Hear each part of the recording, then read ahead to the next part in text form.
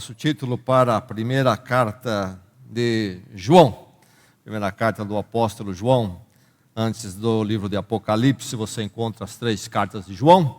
Nós estamos focando na primeira carta de João. E esse é o nosso título para elas, esse título expressa bem o que esta carta quer fazer, firmar aqueles irmãos e nós hoje, irmãos do passado e nós hoje, nas certezas que a fé em Cristo nos dá. Hoje vamos focar em 1 João, capítulo 1, do verso 5 até o verso 2 do capítulo 2.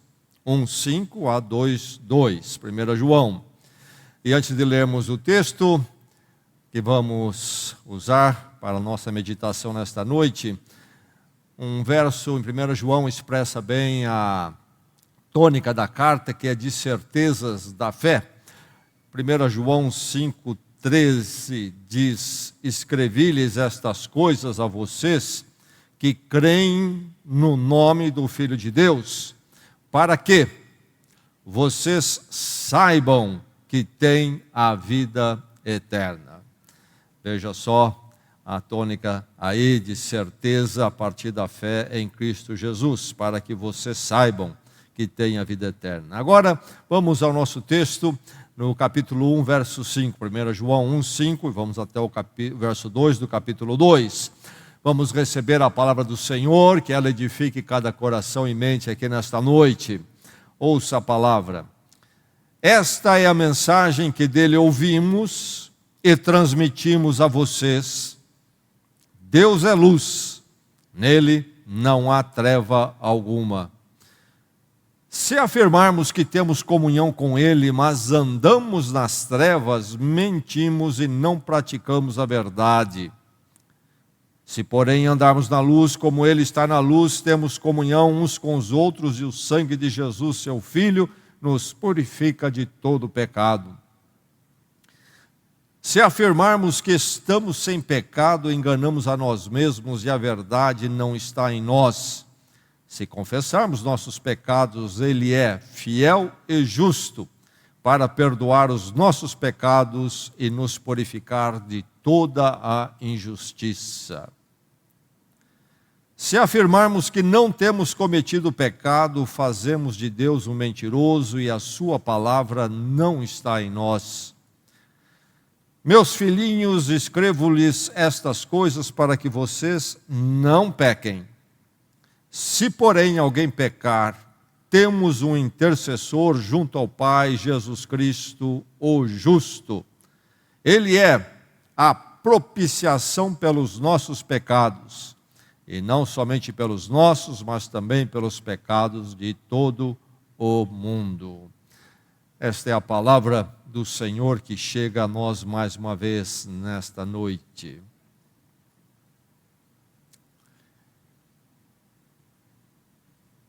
Espiritualidade, palavra dos nossos dias, muito se fala, muito se busca. Ligado à espiritualidade vem muito a palavra luz, encontrar luz, ter luz. O que querem dizer com isto? Buscar energias cósmicas, talvez uma evolução mística espiritual, uma integração, talvez uma integração intimista com o universo, mas em toda essa espiritualidade, em toda essa conversa, fica ausente o pecado, nega-se o pecado, se desconstrói o pecado, então, portanto, não há nenhuma presença do fator culpa, e muito menos, então, a necessidade da expiação do pecado e da culpa. Então, essa é a espiritualidade que está no ar, abraçada pela cultura nos nossos dias. E o conhecimento atual sobre o ser humano e o seu comportamento e atitudes. É toda a moral, isto é, desconsidera a questão moral, e é todo explicativo, justificativo. O comportamento humano tem suas explicações e justificações. Na fisiologia é assim. Dr. Edward Welch escreveu o livro Culpe tudo no cérebro. E ele fala sobre esta abordagem nova que está aí, toda uma questão fisiológica, o comportamento das pessoas, o erro, etc. Um outro autor, Michael Hamlet, escreveu um livro com o título Descrição e Receitas, e aí ele aponta que no tempo de Freud, algumas décadas após ele, havia a psicodinâmica, onde se procurava encontrar as causas para os comportamentos e perturbações dos seres humanos. Mas com o passar das décadas e o surgimento de medicação, e especialmente a chegada do DSM, esse manual que tem todos os diagnósticos e as categorias, abandonou-se esta abordagem de se buscar as causas do comportamento, das atitudes humanas, e ficou totalmente fisiológico. Então se colocou as pessoas em categorias. Antes pensava-se mais num espectro de você ia do mal ao pior, e era só uma questão de intensidade, a questão humana. Mas a partir então desse momento da chegada do manual, se colocou então tudo em categorias diferentes, e para tudo então vai um antidepressivo, vai um ansiolítico, as drogas estão aí. Todo o problema é resolvido ou é entendido como ser uma questão fisiológica do ser humano. E a psicologia também tem o seu caminho de explicar as coisas e não entrar em qualquer questão moral, ou portanto de pecado. A sociologia da mesma forma, jamais você vai encontrar um livro ou uma das teorias sociológicas falando em pecado. E vai se explicar tudo do ponto de vista social, dos movimentos políticos, econômicos, etc. Aliás, um dos grandes equívocos, por exemplo, do marxismo e até do novo marxismo que está por aí, é que ignorou o fator pecado, e achando que se distribuísse então um dinheirinho igual para todo mundo ficava bonzinho, nasceria um novo homem, um novo ser humano, nova mulher, totalmente regenerado. O fator pecado foi ignorado. E o fator pecado se manifesta também no capitalismo igualmente. Enfim, no conhecimento atual, na forma de lidar com o ser humano, seu comportamento, a sua existência, a abordagem é toda amoral. Portanto, não há moral, não há o pecado. O pecado não é um problema no ser humano e na sociedade, e todo o comportamento humano é explicado, justificado, conforme a escola do conhecimento humano adota em termos de direção. Então há toda essa negação, desconstrução do pecado. Mas o texto aqui diz: se confessarmos nossos pecados. E aí a palavra de Deus, mais uma vez, bate de frente e firme na cultura, no conhecimento humano, na visão humanista de vida. Mas o texto aqui de João, além de afirmar a questão do pecado, traz a questão de que Deus é luz e que nele não há treva alguma. E fica muito claro que treva é justamente a presença do mal, isto é, a ausência da vontade de Deus em nossas vidas, e então a vontade humana prevalecendo, e aí os caminhos torpes surgem em pensamento, em ação, e então caminho de treva. Mas Deus é luz, nele não há pecado, o mal não habita em Deus, e quando nós estamos nele, então a luz dele está em nós, e o pecado não domina. E aí o texto de João, então, vai nos dizer, vai nos falar sobre o pecador iluminado. Já pensou nisto? Pecador iluminado. E a mensagem de João para você é esta: seja um pecador iluminado. Seja um pecador iluminado. Como? Como nos tornamos um pecador iluminado?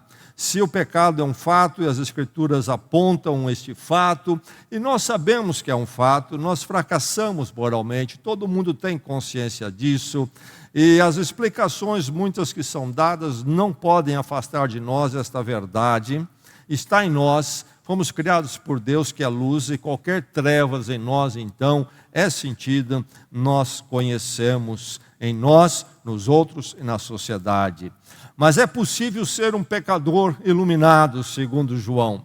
Como que você é um pecador iluminado? Como é que isto é possível? afirme o pecado.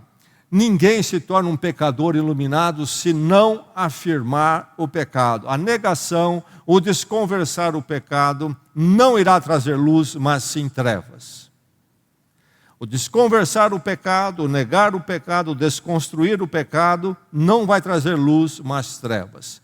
Se eu sou um pecador, eu me torno iluminado se eu afirmar o pecado. Há 3 vezes nesse texto que eu li a expressão se afirmarmos. O apóstolo João 3 vezes diz se afirmarmos. Diz isso no verso 6, diz no verso 8 e diz no verso 10. 3 vezes. São 3 pontos importantíssimos na argumentação dele aqui. E quando ele diz se afirmarmos, é entendido que ele está, na verdade, citando o pensamento de um movimento que está adentrando a igreja com uma visão toda espiritualista, de alguma forma comprometendo a ideia do pecado, se não negando ele totalmente. Então João, quando diz se afirmarmos, ele faz uma hipótese, ele se inclui, mas para refletir e combater e abordar então ideias erradas. Então, quando ele diz se afirmarmos, na verdade ele está dizendo que ele não deveria, nós não devemos afirmar. E ele, em primeiro lugar, diz, se afirmarmos no verso 6, que temos comunhão com ele, mas andamos nas trevas, não se sabe tudo sobre este movimento que estava adentrando as igrejas debaixo da supervisão do apóstolo João. Mas, pelos argumentos dele, se tem boas ideias. O que esse movimento dizia? E esse movimento vai amadurecer, e no 2º século vamos ter então muitas informações sobre ele, o movimento chamado gnosticismo, na palavra grega gnose, que quer dizer conhecimento, mas o conhecimento no sentido esotérico, espiritualista. Você vai saber, vai evoluir no pensamento, evoluir espiritualmente através de certos conhecimentos que vão ser dados a vocês, somente os iluminados é que acabam chegando lá. Enfim, uma das coisas então, uma das fundamentos desse pensamento é uma ideia dualista. Toda a matéria, tudo que é físico é mal. E o espírito é bom. E aí cria uma opção de problemas, é uma visão totalmente anticristã, é uma visão que vem da influência do pensamento grego, por exemplo, Platão tinha uma ideia, o filósofo Platão, de que a alma humana, o espírito está como que aprisionado no corpo. E então, quando diz aqui, se afirmarmos que temos comunhão com ele, andamos nas trevas, ele está dizendo justamente isto.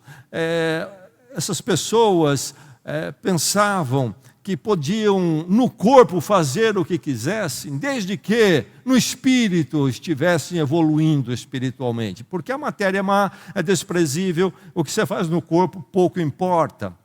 E aí ele combate esta ideia, que não é o caso, esse dualismo do ser humano, ele é físico, ele também é espiritual, mas no sentido em que não há integração, não é holístico, e inclusive essa corrente de pensamento não aceitava a ideia da criação, porque Deus é espírito, é bom, perfeito, ele não pode ter contato com a matéria.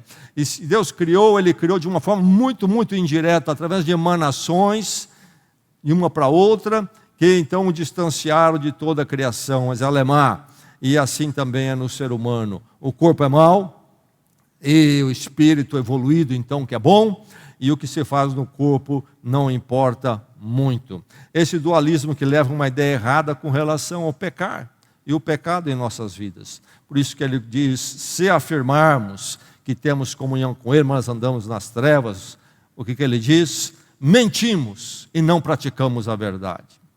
Mentimos e não praticamos a verdade. João é muito firme e categórico em combater. Depois ele vai ao segundo, se afirmarmos. Se afirmarmos que estamos sem pecado, se afirmarmos que estamos sem pecado, e aí então, nesse movimento, surge a posição de perfeccionismo.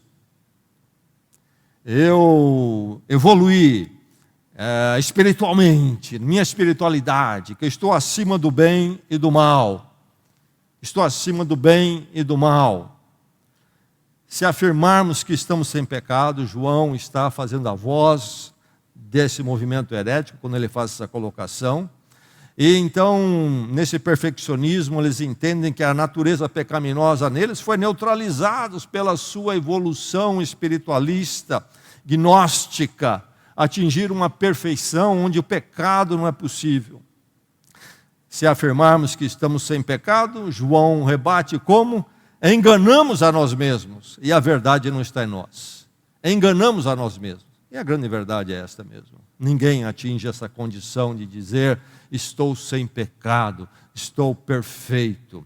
Mas ele tem um outro se afirmarmos, no verso 10. Se afirmarmos que não temos cometido pecado, aí uma ideia de imunidade. Atingir um grau de imunidade que o pecado não me atinge.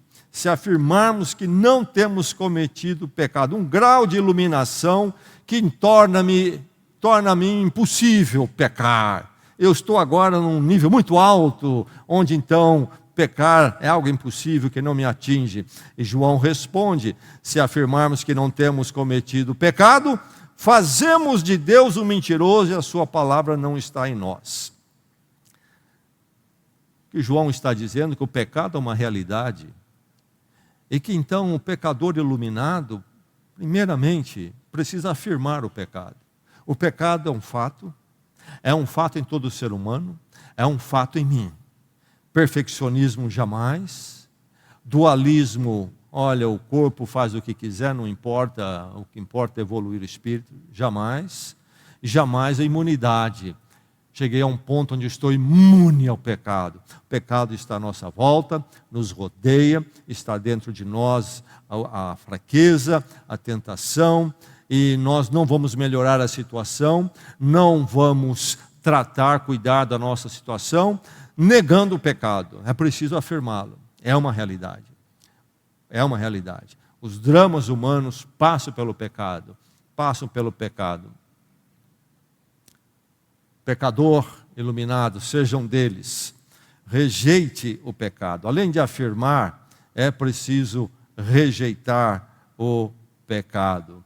Meus filhinhos, diz ele no verso 1 do capítulo 2, meus filhinhos, escrevo-lhes estas coisas para que vocês não pequem. E meus filhinhos, João já idoso, mas como grande presbítero, grande apóstolo sobre aquelas igrejas na região da Ásia Menor, tem sempre essa expressão carinhosa, olhando os crentes como seus filhos na fé, e ele diz, meus filhinhos, escrevo-vos estas coisas para que vocês não pequem. Agora, quando a palavra pecado é usada aqui, e o verbo também pecar, é a palavra grega harmatia, que quer dizer, a sua etimologia, a sua origem, se for desconstruída a palavra ou dividida, é errar o alvo, não atingir o alvo. Então, naqueles dias, por exemplo, se o flecheiro ia lançar uma flecha e ele não acertava o alvo, então a hamartia, errou o alvo.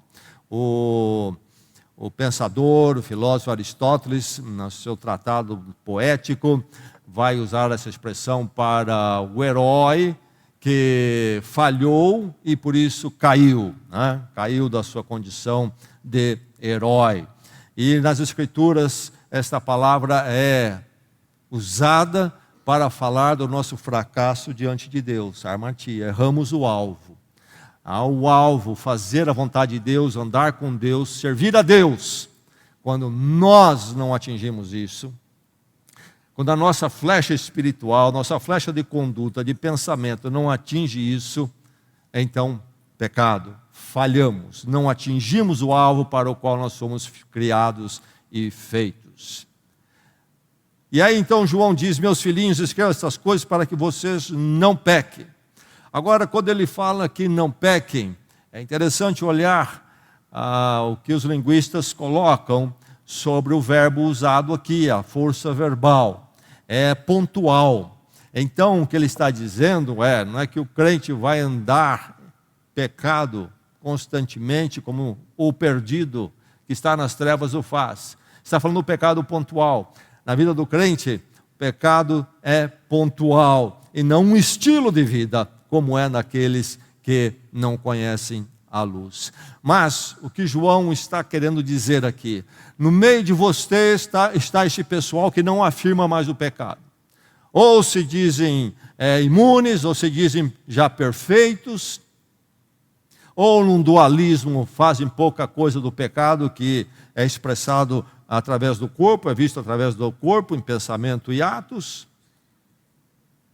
Então vocês estão sendo bombardeados por esta ideia que não afirma o pecado. E eu quero colocar para vocês uma prevenção. O pecado precisa ser afirmado, mas ele precisa ser rejeitado também. Um pecador iluminado é aquele que afirma o pecado, mas que também rejeita o pecado, luta contra o pecado. Sabe o que o pecado é, a amartia, errar o alvo, e então o desejo é acertar o alvo, e quando erra o alvo, há tristeza por causa disto. Quando o pecado domina, há uma tristeza. Pecador iluminado, seja um pecador iluminado. Afirme o pecado, rejeite o pecado e trate o pecado. Trate o pecado. Reconhecer a realidade do pecado e refugiar-se na graça. Se, porém, diz ele no verso 1 e verso 2 o quê? Se, porém, alguém pecar, temos um intercessor junto ao Pai, Jesus Cristo, o justo.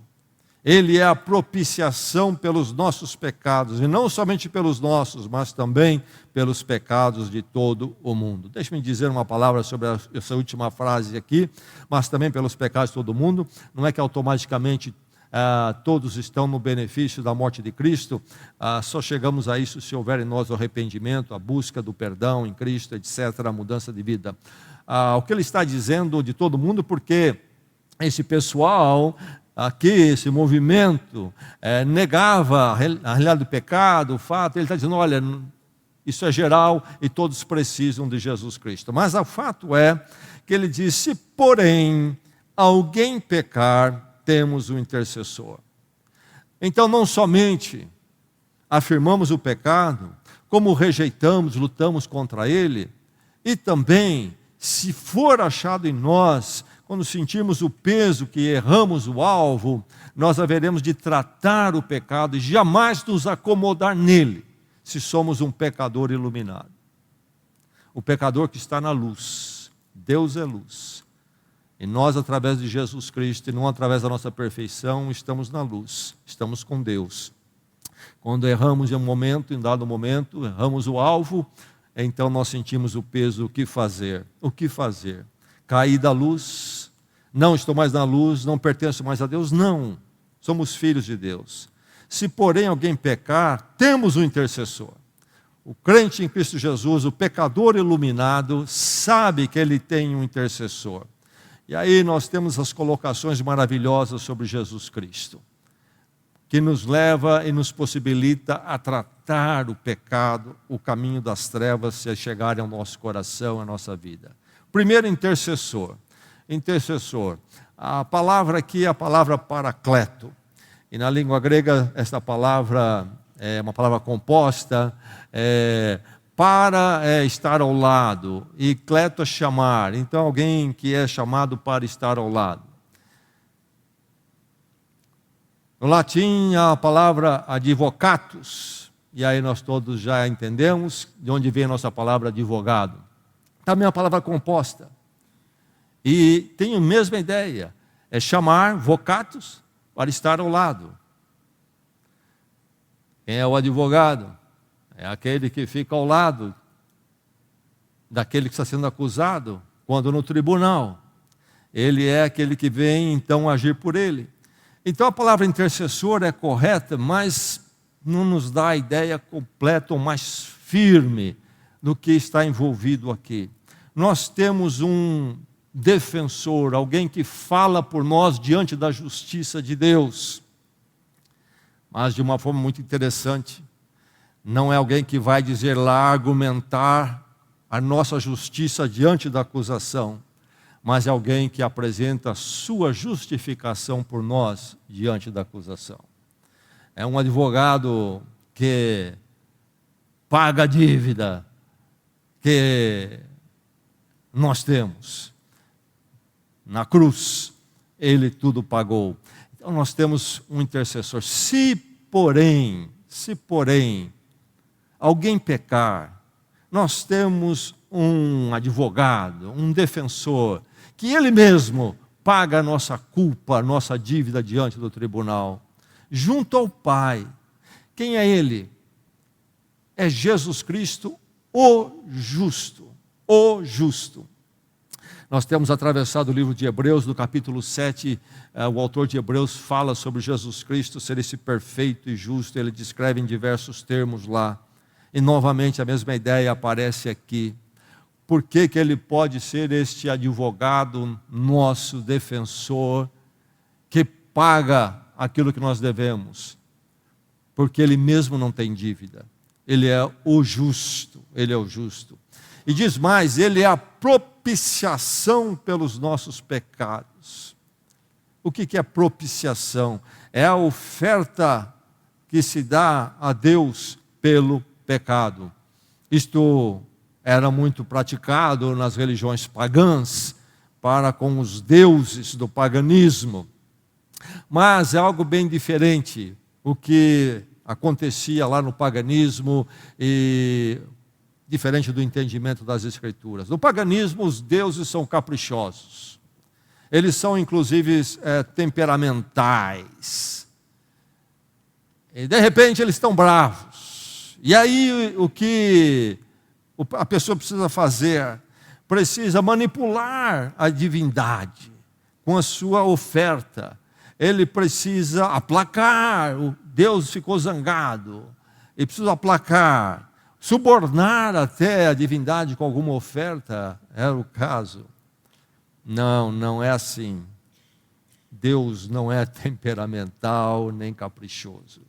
Ele é santo e justo e não pode conviver e aceitar as trevas, o errar do alvo, o pecado, falharmos diante da vontade dele para a qual fomos criados, que traz problemas, inclusive a nós, problemas sérios. Deus não pactua com isto. E ele então, ele mesmo colocou a solução para nós.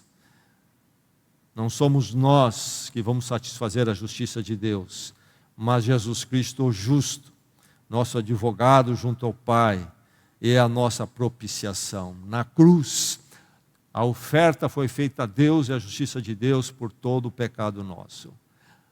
Pecador iluminado. Pecador iluminado é esse que afirma o pecado, mas rejeita o pecado e que, encontrando-se com o pecado na sua vida, trata imediatamente, através de Jesus Cristo.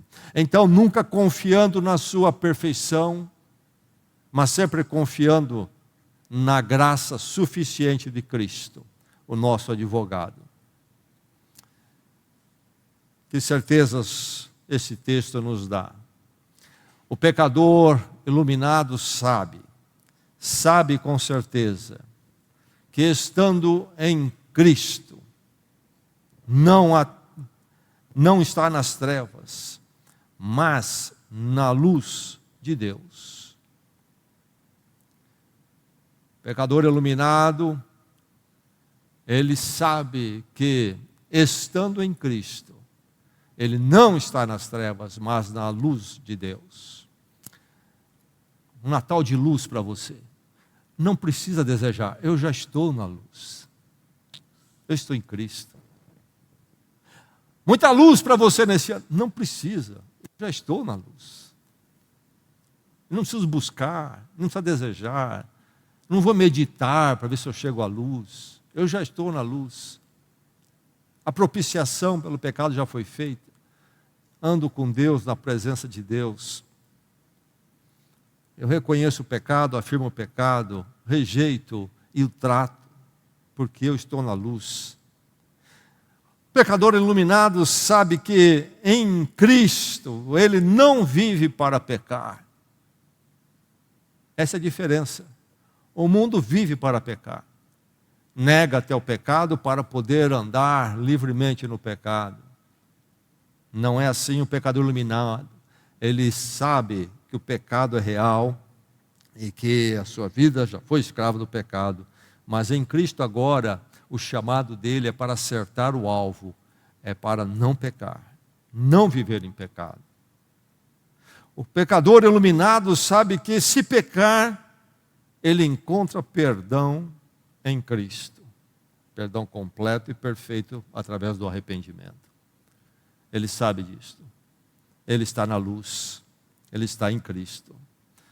E o pecador iluminado sabe que, rejeitando e tratando o pecado em Cristo, ele sempre anda na luz.